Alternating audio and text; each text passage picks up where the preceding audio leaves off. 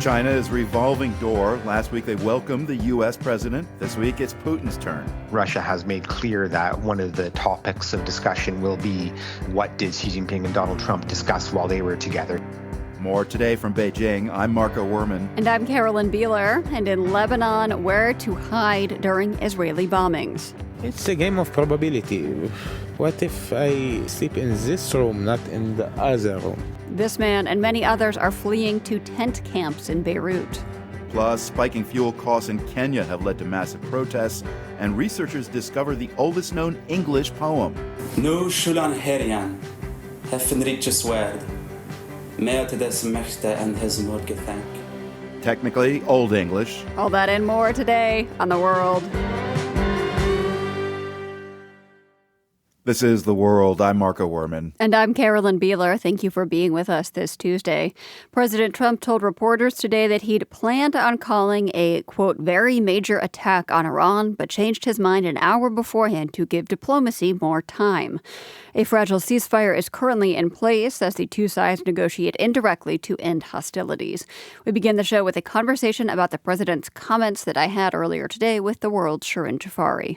It's hard to know if there was an actual imminent attack or if the president is using this threat to sort of press Iran to make concessions in the negotiations. But what we do know from the president's own statements is that the decision to call off the strikes came at the request of some of Iran's neighbors, mainly Saudi Arabia, the UAE, and Qatar. These Gulf countries have close ties to the Trump administration, but Trump said today that this pause is only for a limited period of time, maybe 2 or 3 days, he said. So this is to allow more time for diplomacy. Can you remind us what the U.S. and Iran are actually negotiating about? What's on the table? There is a long list that they are working through. Top among them is Iran's nuclear program. Trump has said that he went to war with Iran because of the country's nuclear program. He has said repeatedly that the U.S. can't let Iran have a nuclear weapon. He said today that there is no question in his mind that they would use it if they have it. I should add here that there is no evidence that Iran has a nuclear weapons program, but it has been enriching uranium at high levels, which raises questions about Iran's nuclear ambitions. And the U.S. wants Iran to give up its stockpile of highly enriched uranium. Besides the nuclear program, there are other issues that the U.S. wants in any deal. Tell me more about those. So the U.S. wants restrictions on Iran's ballistic missile program, and it wants it to stop supporting armed groups like Hezbollah in Lebanon and militias in Iraq. We shouldn't forget about what is happening with the Strait of Hormuz. Since the beginning of the war, Iran has effectively closed off this critical waterway to international shipping, which has caused major disruptions to oil and gas supplies across the globe, as well as other goods. Now, let's talk about what Iran wants. What Iran wants is for the U.S. sanctions to be lifted and for the U.S. to pay reparations for the damages that it has caused in the war. Iran also wants to retain control over the Strait of Hormuz. What about the Iranian government's perspective on these negotiations? Do we know how Iranian officials are viewing them? There are voices inside the government who favor giving some concessions to the U.S., but then there are also the more hardline factions, people who don't believe in negotiating with the U.S. Iranian officials say on state media that the fact that the government has survived all these attacks by the U.S. and Israel is a victory for them. And most importantly, they do not want to give up the nuclear program. So there is a ceasefire in place right now, but it's on shaky ground. How are people inside Iran navigating the fear and uncertainty that must come with that? This is a really difficult time for many Iranians. On the one hand, they're still dealing with the impacts of the war. Some people had their homes destroyed. Some businesses had to close or lay off employees. The continuing sanctions have a big impact on the economy, so many can't afford basic necessities the cities, I'm hearing about shortages of some medicines like antibiotics. And all this uncertainty about the negotiations mean that people can't plan for their lives, short term or long term. Should they open a new business, hire new employees, start a family, emigrate? All of these questions depend on the outcome of these talks. I hear real concerns about another round of war. People worry about having to leave their homes again, like they did earlier this year. Some are still dealing with the trauma of daily bombardments. One person I talked to recently told me that she jumps at any loud sound, like a door closing or the sound of thunder. Something else that's been impacting the lives of people in Iran is the internet shutdown. It's been around 80 days since the government shut down the internet. It said it was due to national security concerns and to prevent cyber attacks by the enemy. But as a result, most people can't get online. The world's Shirin Jafari, thank you for this update. You're welcome, Caroline. Meanwhile, in another corner of the geopolitical picture in the Mideast, the UN has said more than 1 million Lebanese, mainly from the country's south, have been displaced since the start of Israel's military actions there in February. Now tens of thousands of people who fled their houses are living in makeshift camps in and around Beirut. Reporter Scott Carrier and Jenny Ament traveled there and bring us this view of life in a tent. The city of Beirut sits at the base of the Lebanon mountains as they come down to meet the Mediterranean Sea. In the center of the city, there are clusters of tall, sleek apartment buildings, and then there's the Corniche, a long concrete promenade along the ocean where normally people jog and ride bikes or take their dates. But now the Corniche is full of tents. Who really deserves to stay on heaven on earth? This guy, he asked me not to say his name. He can't stop thinking about his land, the place where he lived. I left 3 nights ago. Our house was bombed by the Israeli army. They're bombing anything. Where it comes, it comes. Just leave it. It's a game of probability. What if I sleep in this room, not in the other room? Do they really want to make this part of a country as a casino for people to go there and gamble by their life? And does somebody really want this? There may be 600 people living in this part of the Corniche, in a big dirt parking lot with a few paved roads and tents spread out in clusters. Some are small, made from wooden pallets and plastic tarps. Others are large dome tents, newer looking and big enough for a whole family. Food comes in boxes donated by various charity organizations. Cans of sardines and chicken, sandwiches, spaghetti dinners. Water comes in 2 and 5 liter plastic bottles. We're told there's one shower, a shack with a bladder on top that heats up in the sun. You'd think there'd be porta potties, but there are none. We're told there's a restaurant nearby that lets people use its restroom. There's hardly any litter on the ground, no messy campsites. People are trying to keep the place clean. I saw this woman sitting under a big beach umbrella on a plastic chair. Her husband is out looking for work like he does every day. So far, he's been totally unsuccessful. I'm feeling very bad. I'm sadness for what happened to my house, to my village, to my country, my memories. Everything in my life happened in my house. I think I have a picture. Yeah, look. The camp is mostly families, young couples with kids, maybe 2 to 13. The kids seem happy. They've got this big open space where they play soccer, ride bikes, and mess around. The mothers sit together, chain-smoking cigarettes and drinking coffee. The fathers stand together, bored, not seeming to know what to do. Some of them are still strong, still young enough to fight.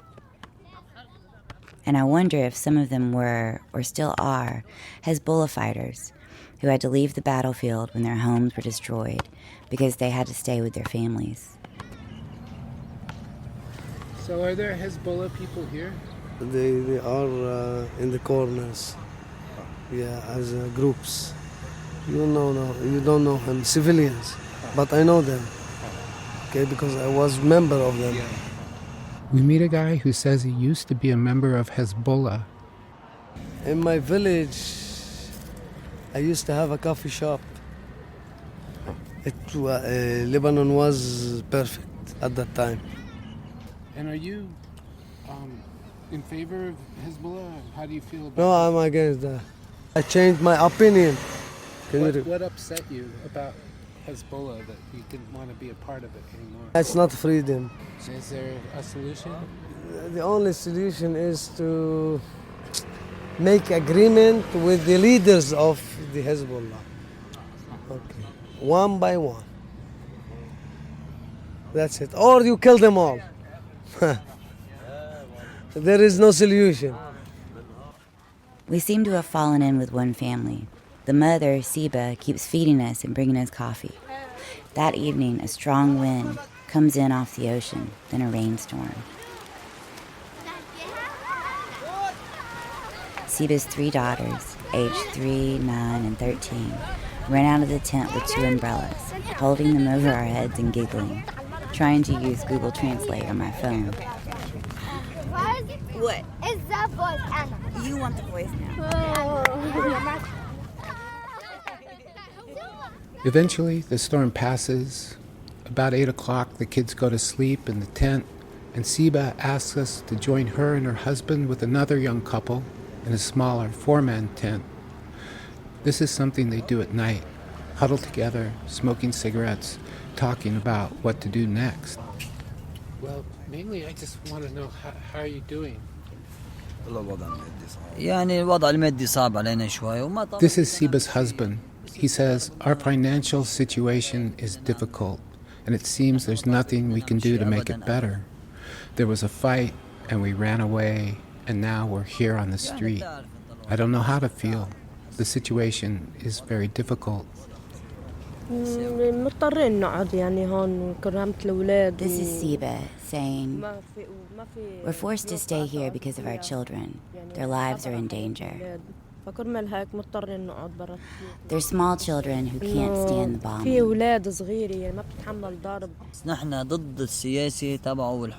Again, Siba's husband. He says, we love the American people, but we're against the policies of the government because Trump gives Netanyahu missiles and Netanyahu is bombing children in Lebanon, and this is wrong. And the other father says, it's horrible, it's a shame, it's against religion.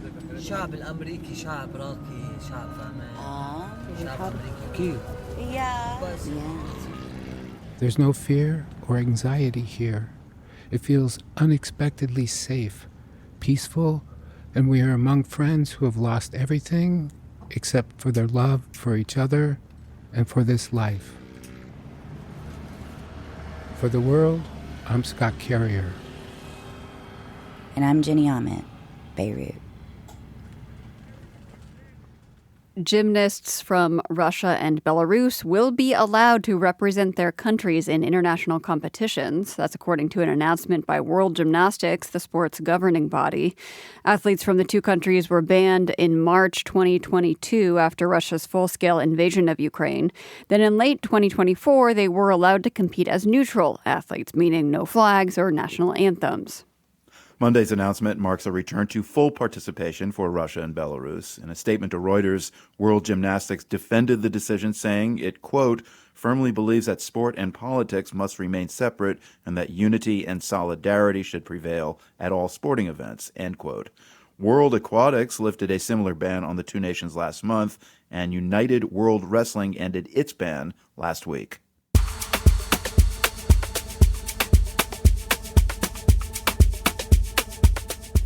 Coming up on the show, protests in Kenya brought transit to a standstill. Daily life has been turned upside down. We'll hear why.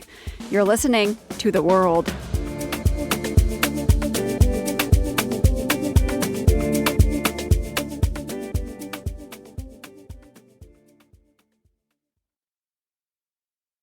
This is The World. I'm Marco Werman.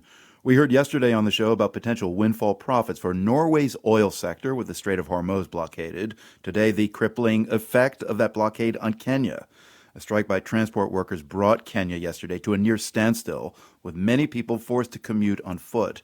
People who work in the transport sector are fed up with rising fuel prices, which authorities hiked up last week. Drivers and other workers took to the streets, staging what's been dubbed matatu protests. Matatus are privately owned minibuses that many of those on strike drive. Today, demonstrations are on pause for negotiations with the government. Organizers say if they don't get an acceptable response, though, the protests could restart next week. Karuti Konyenga is a political scientist at the University of Nairobi and is in the Kenyan capital. Yesterday was very difficult, especially in poor areas of Nairobi, because that's where many people use public transport.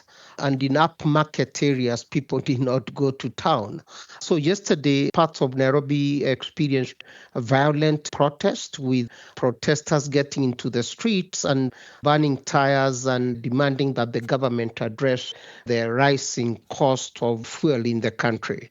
That went on all day yesterday, and the streets were generally deserted, especially major streets of Nairobi.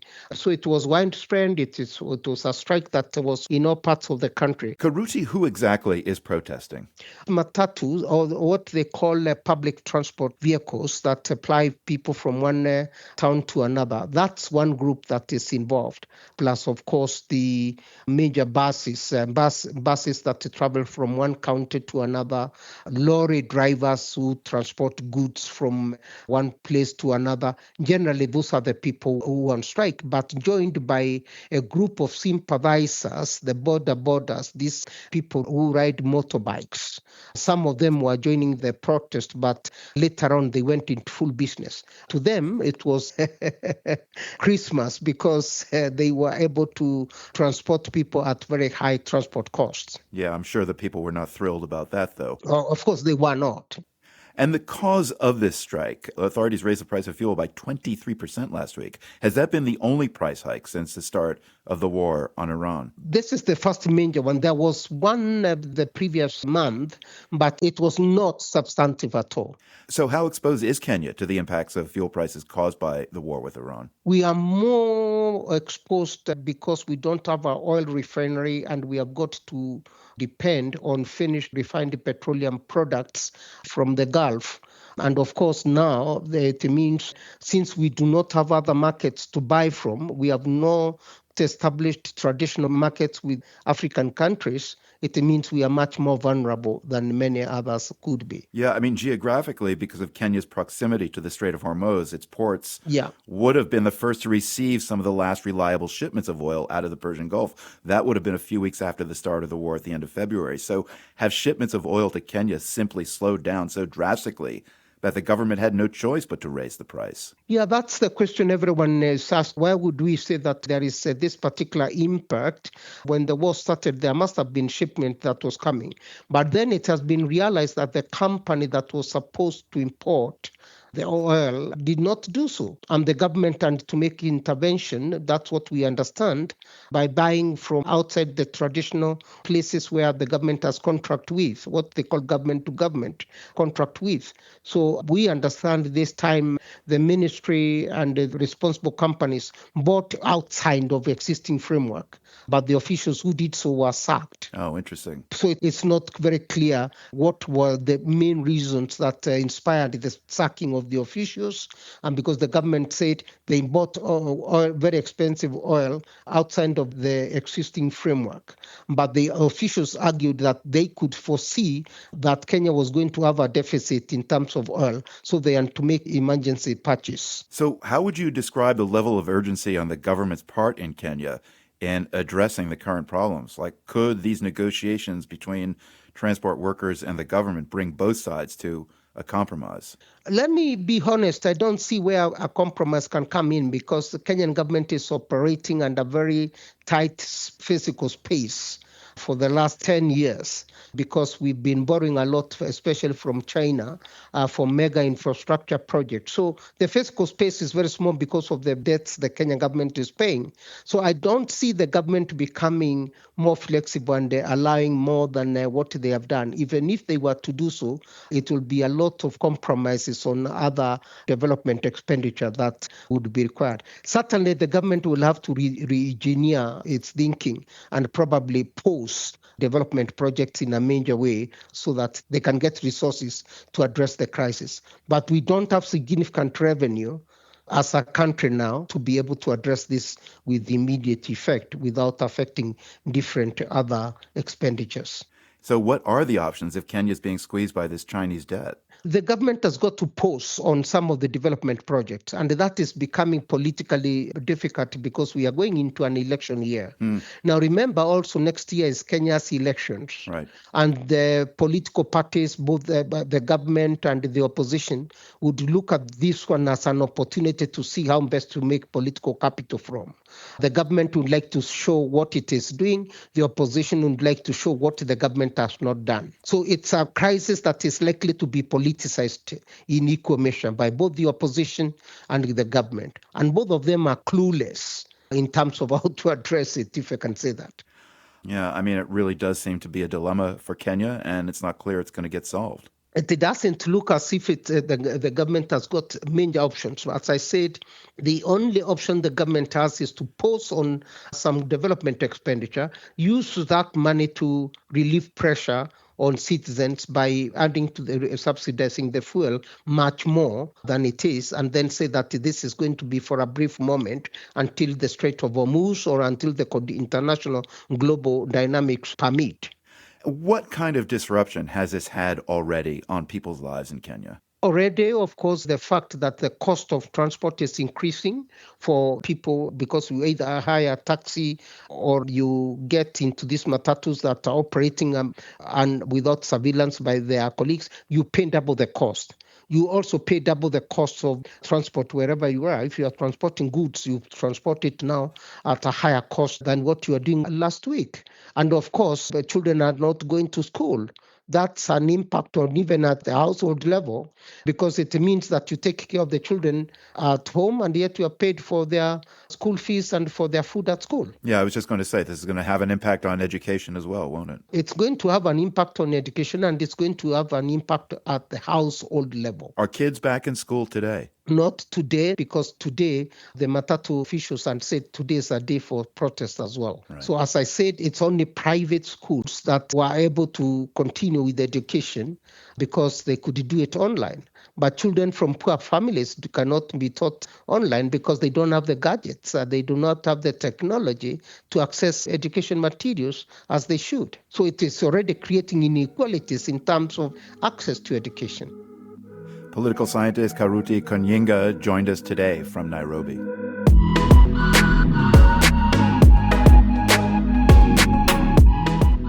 Russian leader Vladimir Putin is in China. What each country wants from the other economically, next on The World.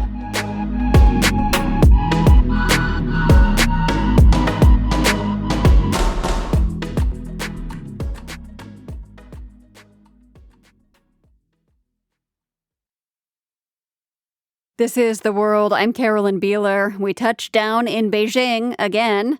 There seems to be a revolving door of world leaders arriving for meetings with Xi Jinping. Last week, the presidents of the U.S. and Tajikistan came calling. Today, Russian President Vladimir Putin arrived for a 2-day visit with Xi. For ordinary Chinese, it looks like a big flex. If you pick up Chinese state newspapers or turn on Chinese state television, it just looks like China is almost at the center of the geopolitical universe. That's Simon Rabinovich, The Economist's Beijing bureau chief. When he spoke to me today from Beijing, he told me it was no coincidence that Xi was booking back-to-back meetings with global power brokers. It certainly is a bit of whiplash being in Beijing. You know, a few days ago, you had the Chinese flag next to the stars and stripes lining many of the roads in the capital, and now it's the Russian flag that's replaced the American flag. So, you know, the visitors feel like they're the guest number one, and That is true. Just the nature of the guest changes very quickly and in a matter of days. I don't think it is a coincidence. And Russia has made clear that one of the topics of discussion will be what did Xi Jinping and Donald Trump discuss while they were together. So clearly Russia has a deep interest in being privy to some of those discussions. Yeah, I mean, it does seem like there is symbolism here. These world leaders, as you said, kind of lining up to head to Beijing and shake hands with Xi.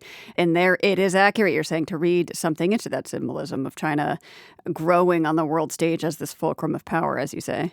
You could look at the substance of some of the meetings and say that, what they've actually delivered has been relatively weak. Certainly coming out of the Trump meeting, the agreements were, we're still waiting to see whether there's much meat on the bones. But the fact of the matter is, you've had everybody from Modi to Putin to Trump, Mark Carney from Canada, Starmer from Britain, Merz from Germany, and the list goes on. More than a dozen world leaders who've been through Beijing over the past year. And for China, that symbolism is very clear that China now views itself rightly as a superpower, and therefore that, many of the most important global issues are being discussed and debated in China. So this is being done not at the behest of other countries, but in a way that China itself wants to manage relations. As you mentioned, there was not much by the way of concrete announcements that came out of the Trump-Xi meeting. Do you expect the outcome of this meeting to be similar? I think Vladimir Putin and Xi Jinping have met something like 40 times. So they're frequent guests of each other. The record is that typically the statements that come out at the end of the meetings are relatively general, but behind the scenes, there is a lot that's being discussed. China is far and away Russia's biggest economic partner. It accounts for roughly a third of all of its trade. It's the biggest purchaser of Russian oil and gas.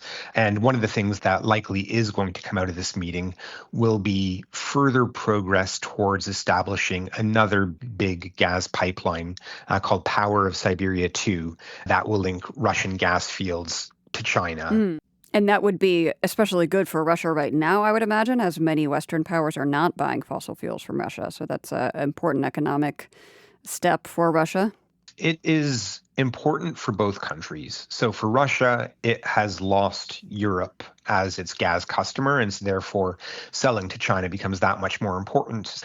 From the Chinese perspective, it's a bit more complicated in that they see themselves as being vulnerable to seaborne imports. They've seen what's happened, obviously, with the Iranian war, with the Strait of Hormuz closure, and therefore they want to be able to diversify away from seaborne imports to more land-based imports. And so Russia is quite useful.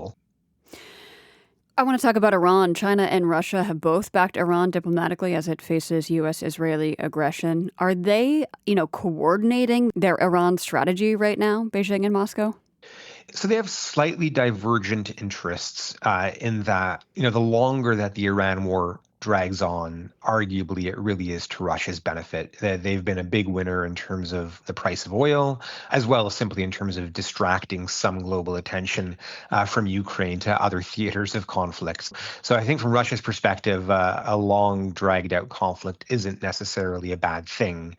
From China's perspective, initially the conflict, you might say, wasn't horrible. China's been able to weather it relatively well. Its economy is still in strong shape, but ultimately it does rely on being able to export globally. It relies on there being, a stable global economy and international order beyond its borders. And so China very much would like to bring the conflict to an end sooner rather than later. So they will be discussing what's happening in Iran. They will be, I think, at some level trying to coordinate strategies, but neither of them is really playing a leading role in bringing the conflict to an end. In fact, on the contrary, America has been hoping that Beijing will exert more of its leverage in Tehran, and China, up until this point at least, has not wanted to become overly entangled in a conflict that it views not as its conflict and one that is, clearly very messy, given that China has interests on all sides of it. Yeah, it's interesting that even though all these world leaders are lining up to visit Xi, they are still not kind of throwing their weight around on the diplomatic world stage, as a superpower sometimes does, regarding the conflict in Iran specifically. Yeah, that's right. And so that's why when you look at kind of where does the rubber meet the road and, what is China actually pushing for? Is it really trying to throw its weight around to try to bring about peace in Iran, to intervene to stop America from doing certain things in Venezuela? When it actually comes down to that, China is still relatively passive. It doesn't necessarily want to stick its neck out. It doesn't want to get entangled. It doesn't have strong allied relationships around the world. What it has is a series of partnerships, including a very strong partnership with Russia, but not an allied relationship with Russia. It wants to be on friendly terms with everybody, but it's not playing the kind of global power broker role that one associates with a superpower like America. Russia, of course, is also a country at war. Its progress on the front lines in Ukraine seems to have largely stalled out. China is officially neutral on Ukraine, but it has been Russia's economic lifeline. Is Beijing prepared to continue to play that role for Moscow indefinitely? It certainly seems to be the case that it is. Behind closed doors, we don't know exactly what Xi Jinping is saying, but we can see that, publicly China, continually is calling for a stability, cessation of hostilities. And so, I don't think it wants the war to drag on forever, but it does not want to see Russia lose. And so it may well be that Xi Jinping, does quietly say to Vladimir Putin, it's time to quit while you're, I don't want to say while you're ahead, because Russia has incurred massive losses, but it's time to stop now. So that may well be a message, but that's not going to be a message that we're going to hear publicly. That would be conveyed privately, quietly. Can you give me more of a sense of preparations on the ground for Putin's visit and how or if Chinese folks are paying attention to this visit? There is, a fair bit of discussion about the different economic meetings that will be taking place. There's going to be a whole group of Russian CEOs and business leaders coming to town. So there is, some expectation that there will be big business opportunities for China coming out of this. But, China also is aware, and Chinese people are aware that although the relationship with Russia is very important, America still is, obviously the global superpower. And so it's much more critical for China to have warm ties with America than with just Russia alone. So that's interesting that folks in China still see the U.S. as the big superpower, and China is not quite there yet. Yeah, I think there's an awareness and I would say a correct understanding as well as a pride that China is a near peer to America. But people are also aware that there's Chinese immigrants who continue to go to America. There's not many Americans who are moving to China. There's many Chinese students who are going to America. There's not many American students who are coming to China. And that as much respect as China has received for its economic accomplishments over the years, America still is the global cultural power. I'm curious, the string of foreign dignitaries visiting that, bolsters Xi and bolsters China's status in the perception of Chinese people on the world stage, is that insulating China at all from this feeling of instability that is rattling much of the globe because of increasing fuel and food prices? So when you have all of these world leaders coming to China, I think domestically it does at least help to underline the message for the government that, we are strong and respected on the world stage. And so for people individually, even if in their own individual lives, and they're looking at their wages being down or their property is worth a lot less than it used to be, they're still able to register a degree of pride that the country as a whole is doing well. That is a message that is reinforced by all of these visits to Beijing. I think for the government, that is a very important propaganda win, if you will. We will leave this conversation there. Simon Rabinovich, The Economist Beijing bureau chief, thank you so much. Thank you, Carolyn. Okay, Marco, I have a question for you now. Do you play chess? I do occasionally. Are you any good? I'm no grandmaster for sure. I get distracted way too easily, but I practice. It's a journey. Okay, so maybe this next story will inspire you to practice more or maybe just discourage you. I don't know. There's a world champion chess player in Spain named Marc Barceló. He is among the best players in the world in his age group, which is 9 years old. 9? Wow. But the really amazing thing is how fast he has gotten so good. Our reporter in Spain, Jerry Haddon, swung by Mark's home yesterday in Tarragona. When I enter the Barceló's downtown apartment, Mark doesn't even look up. He's got that chess look on his face, absorbed, intensely focused. He's playing a blitz match against his mentor, José Sequeda, a guy who's been teaching prodigies for over 30 years. In blitz chess, you have just 10 minutes to win or capture more of your opponent's pieces. Mark's won, laughs Sequeira, when the time's up. The clock ran out and Mark had the advantage. I had him cornered anyway, Mark says matter-of-factly. It would have been checkmate with more time. Mark then holds out his little hand and shakes with his teacher. Ganar está genial. Todos los deportes.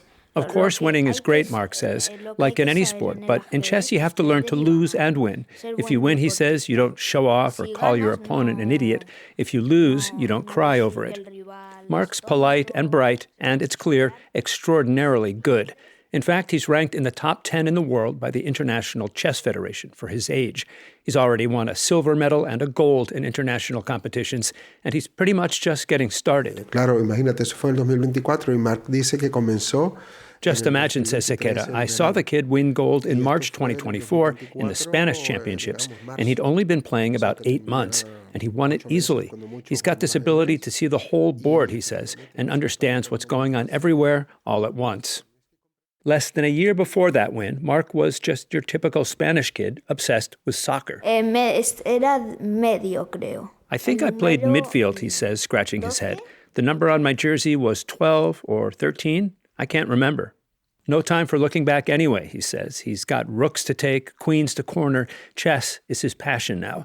While we're chatting, Mark's dad, Javi, watches on, a wry smile on his face. He's the one who set these pawns in motion. It was summer, and Mark didn't want to go to day camp, he recalls. Trabajamos en casa y necesitábamos que estuviese entretenido de alguna manera en casa. My wife and I work from home, he says, and we needed something to keep him busy. So I thought, chess. He likes games where you have to think. I could see immediately that he had something. While Mark's parents worked, Mark would watch YouTube videos on chess basics and strategy. He started playing against people online. Javi says he saw how his son kept winning against ever better opponents. No, a los 2 meses me ganaba. After a couple of months, Mark was beating me, he says. At 4 months, we started bringing in pros to teach him. Like José Sequeira, who, by the way, is an international master, the second highest ranking for chess players before grandmaster. Mark u otro estudiante pues son cosas diferentes, porque por ejemplo en el caso de Mark. I give every student different advice, Sequeira tells me. With Mark, I tell him he needs to give it everything he's got, as fast as he can. He needs to capitalize on this raw talent now, he says. To earn yourself a place in the chess world, he says, the initial push is very important for your reputation. In Mark's case, you might think he's already got that handled. A few weeks ago, he beat Spain's most powerful player, political player, that is. The video's gone viral. Trátame bien, ¿eh? Soy presidente del gobierno. Go easy on me, Pedro Sanchez tells him. I'm the head of the Spanish government. It was a staged event in a chess cafe in Madrid. Spanish Prime Minister Sanchez knew who Mark was, but maybe not how good he really is. Fue divertido porque yo no jugué muy agresivo. It was fun because I played really aggressively, Mark says. I didn't give the Prime Minister any opportunities. I don't care who I'm playing against, he says. All my focus is on the board and the board alone. Speaking of which, I confess to Mark that when I look at a chessboard, all of the possibilities overwhelm me. Diré a ver 10 jugadas. 10 jugadas no mal pensadas, sino bien pensadas. When I'm playing, he tells me, I can see at least 10 moves and counter moves ahead. And they're well-thought-out moves, he assures me. Nothing half-baked. Oh, yeah, I say. I nod toward the board. The challenge is on.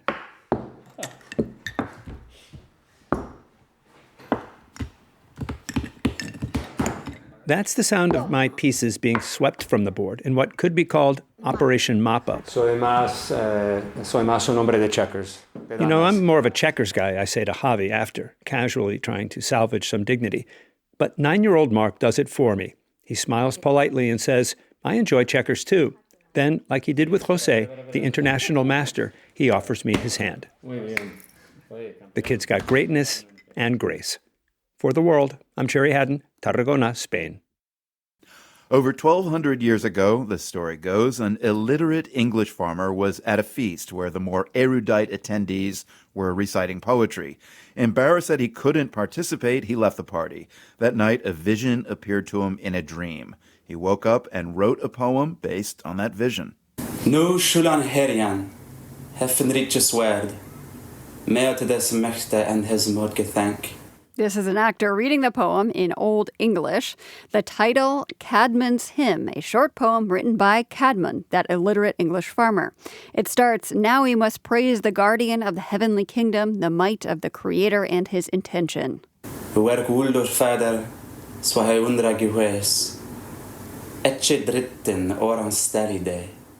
Scholars at Dublin's Trinity College found the verse within a history book from the 8th century by an English monk named Bede.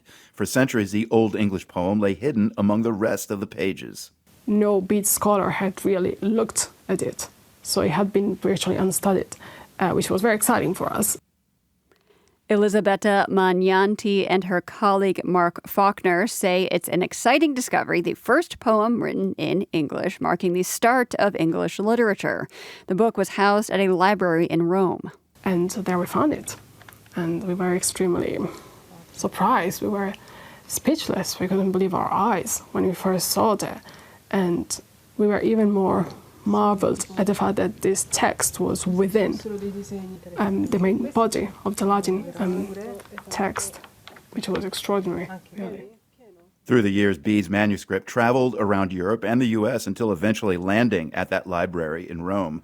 But it took over 1,000 years for this poem to emerge via digitized images of the Bede manuscript that the Rome Library sent to Dublin, where researchers discovered the poem and shared it with the world.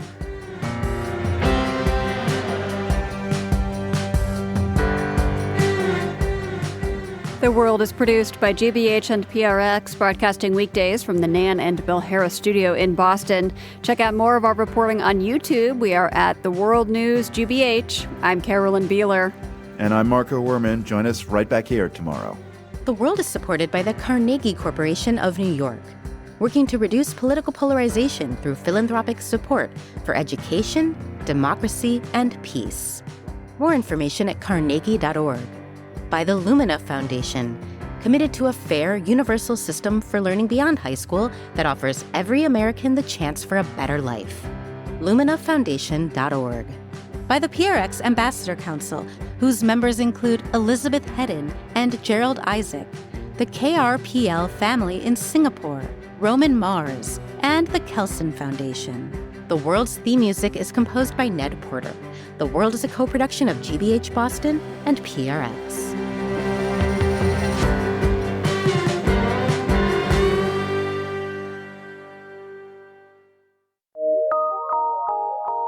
PRX.